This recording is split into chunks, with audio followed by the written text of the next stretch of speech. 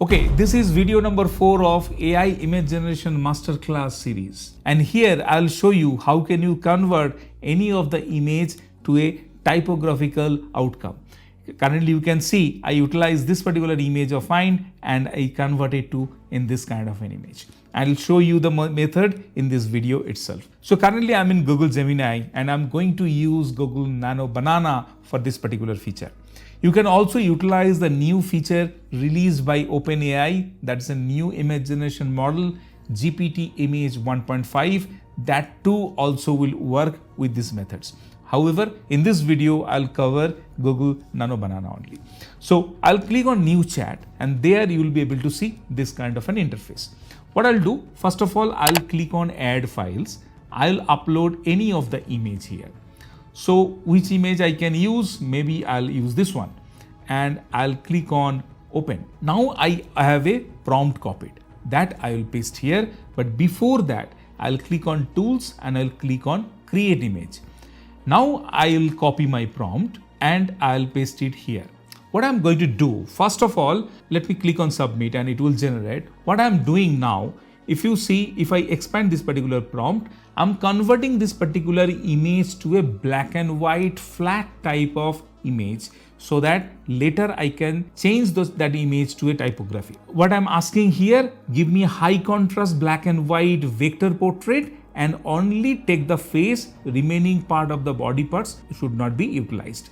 So that's the way I'm asking. No outfit and no colors other than the pure black and white minimalistic style.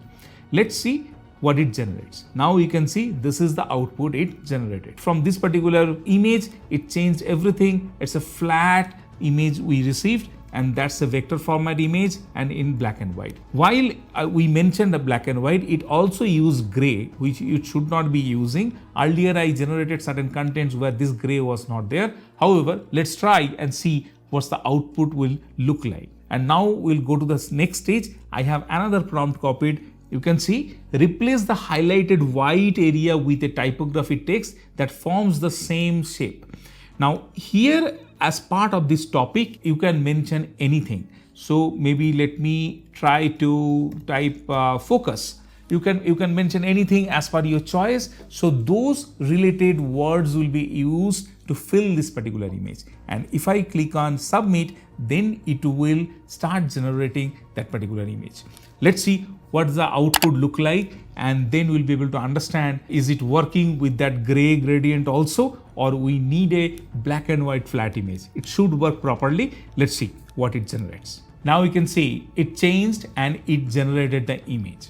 Earlier when it generated the image, I got a bit of a better output, I would say, but this is the beauty of different AI image generation tools. It gives you different outputs all the time.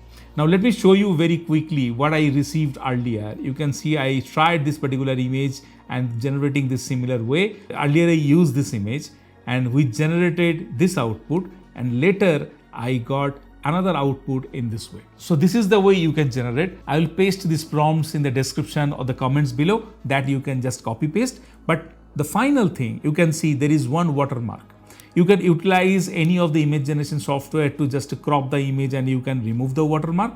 But if you want to generate any of the images without watermark, whenever you are using Google Nano Banana, that can be also possible. Earlier I recorded another video and I shown a method using which you will be able to generate any of the images that too using Google Nano Banana but without any watermark.